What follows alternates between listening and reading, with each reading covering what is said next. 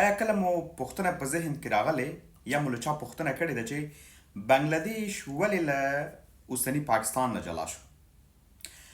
کله چې په 1940 کې پاکستان له هند له برټانوي هند نه جلا سه او پاکستان یو ځانګړی حکومت جوړ سه نو په دوو برخو ویشل سه.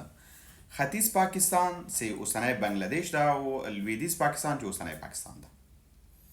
په 1948 کې پاکستان اعلان وکړ چې اردو به د ټول پاکستان رسمي ژبه وي او حال دا چې د همدغې جغرافیې 55% بنګالیان ول او هلته هغوی ته دا د منلو نه وه.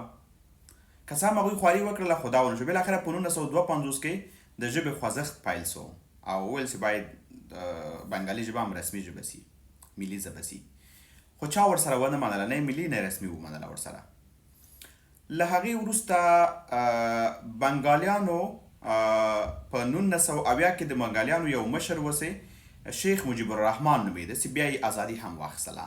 په 1970 کې عوامي لیگ د ده ګوند مشر هم و، ده نو ټاکنې وګټلې او دا نو لویدیځ پاکستان ته د منلو نه و. پوځ ورته اجازه ورنه کړله او پرې نښودو.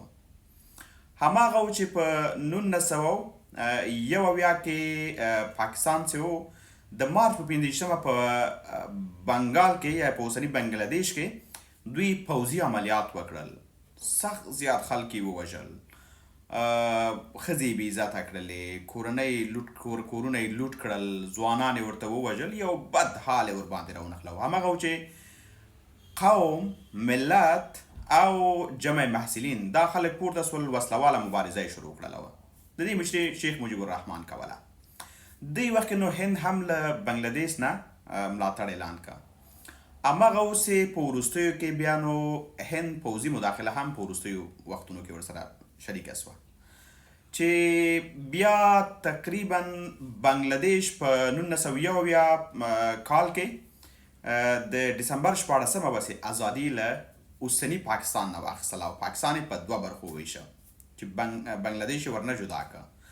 بیا 90 زره د دوی پوځیان د پاکستان د اوسني پاکستان پوځیان چې دا هند ته اسیران سول. یوه خبره هم ډېره په دې سوشل میډیا کې مشهوره ده چې دوی له بنګالیانو له دوی نه پرتوګونه ویستلي ول پوځیانو نه. دا خبره ډېره مشهوره ده.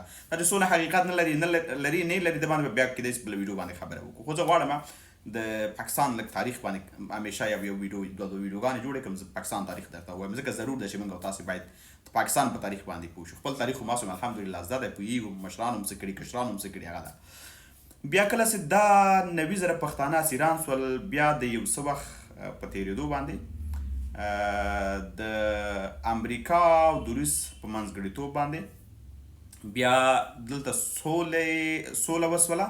د سولې خبرو اترو له لارې دا چې پاکستان بیا کوم کارونه دې لپاره وکړل، څومره خلک یې ولېږل، څوک یې ولېږل، په دې باندې به بله ویډیو کې خبرې وکړو. هماغه اوس یې بنګلدیش آزاد څه په دې خاطر باندې چې بنګلدیش نفوس هم تقریبا له دوی نه زیات و، کم نه و، بنګالیان زښت ډېر ول، مګر دوی پوځ کې ونډه نه ورکوله.